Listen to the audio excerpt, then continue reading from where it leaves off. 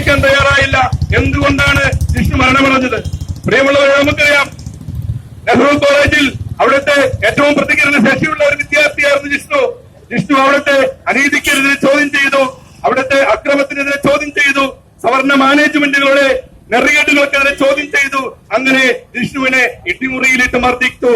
മാനസികമായ പീഡനങ്ങൾക്കിരയായ ജിഷ്ണു വീണ്ടും ഒരു സുപ്രഭാതത്തിൽ മരണമടഞ്ഞു.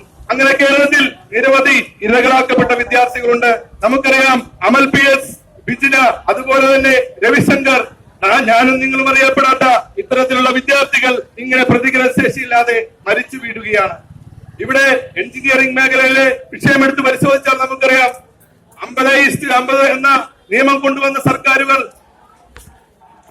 ഇവിടെ വിദ്യാഭ്യാസത്തെ സാധാരണക്കാരന് പഠിക്കാത്ത രീതിയിൽ നിന്ന് ആക്കി വെച്ചിരിക്കുകയാണ്. അവർ വിദ്യാഭ്യാസത്തെ കച്ചവടവൽക്കരിച്ചിരിക്കുകയാണ്. അങ്ങനെ നിരവധി വിഷയങ്ങൾ.